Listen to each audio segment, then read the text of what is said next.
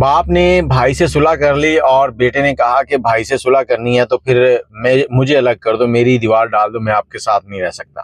अस्सलाम वालेकुम, कैसे हैं आप लोग? मैं हूं आपके साथ अदनान और आज की कहानी शेयर कर रहा हूं। सुनने के बाद अपनी राय जरूर देनी है कि बाप ने भाई से सुलह की ठीक किया या फिर बेटे ने बाप से जो अलहदगी इख्तियार की वो ठीक किया। दोनों बड़े मजबूर हो गए थे। ये रिश्ते ही ऐसे होते हैं। भाई को भाई का ख्याल आया और भाई भाई के दरवाजे पर चला गया। अब होता क्या है, दो भाई होते हैं, दोनों की औलाद जवान हो रही है और बड़ा भाई जो है वो छोटे भाई से कहता है कि मेरा बेटा जो है बड़ा, उसकी तो शादी होगी, दरमियान वाला बेटा जो है ना वो आपकी बेटी के बराबर का है, उसके हान का है, तो इन दोनों का क्यों ना रिश्ता कर लें। दोनों घरों में बातचीत चली, दोनों ने हाँ कर दी और उसके बाद जो बेटा होता है वो बाहर चला जाता है। 4 साल तक इन दोनों की मंगनी रहती है। मंगनी के बाद 4 साल गुजर गए और किसी वजह पे इनके कोई मामला खराब हुए और दोनों में इनकार हो गया।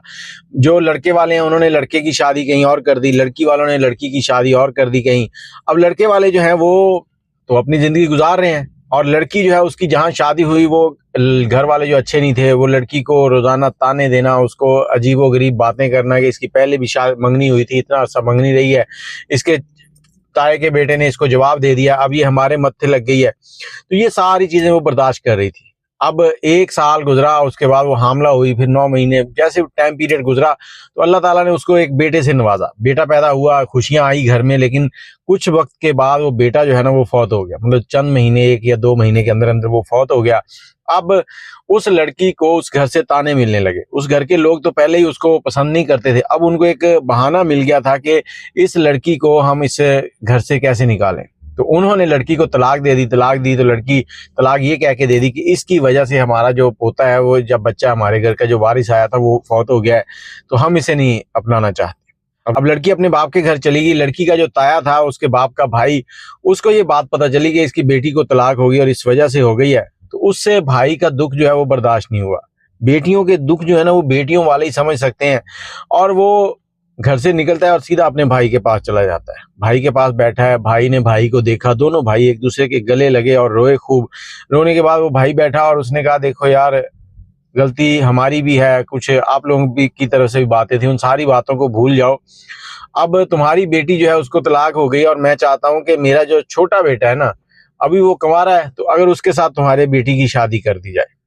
अब वो कहता कि भाई मुझे तो कोई एतराज नहीं है, लेकिन आप अपने बेटे से पूछ लें कि उसे कोई एतराज ना, क्योंकि मेरी बेटी की उम्र भी थोड़ी ज्यादा है और उसको तलाक भी हो चुकी है। अब अगर वो इसको कबूल कर ले तो कोई बात नहीं है, मेरी तरफ से कोई मसला नहीं है, आप पूछ लो पहले। उसने कहा नहीं भाई तुम हाँ करो, बस मैं अपने बेटे को समझा लूंगा। अब वो घर गया, घर जाके अपने घर वालों से सबसे बात की। सबने कहा कि नहीं, हम वहां नहीं करेंगे। बाप ने बेटे को लिया, एक साइड पे गया, बैठे हैं, बाप बेटा बात कर रहे हैं।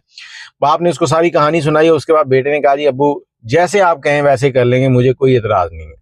बाप ने कहा ठीक है। बाप ने सबको बता दिया कि अब इसकी शादी उसी लड़की से होगी। अब बाकी घर वाले तो सारे मान गए।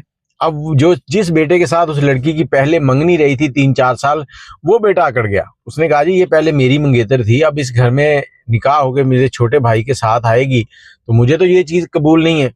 पहले मंगनी क्यों तोड़ी थी, मैं नहीं ये कबूल कर सकता। बाप ने कहा, जी अब तो फैसला हो गया भाई, तेरे को इतराज नहीं है, तुम्हें क्या?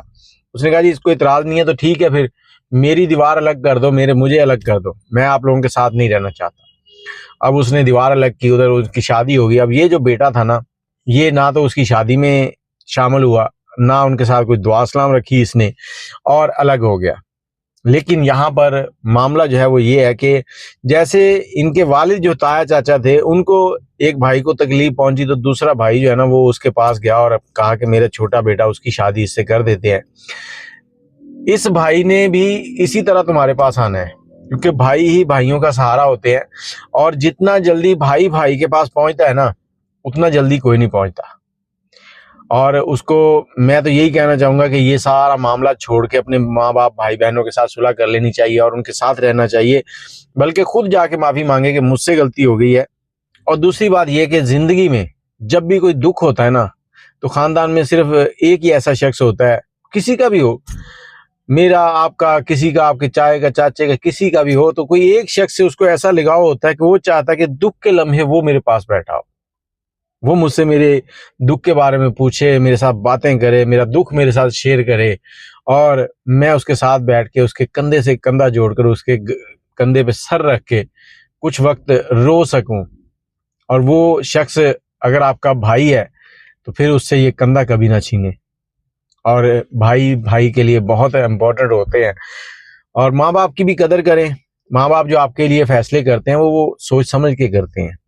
बाकी आप अपनी राय ज़रूर दीजिएगा। मुझे इजाज़त दें। अल्लाह हाफिज़।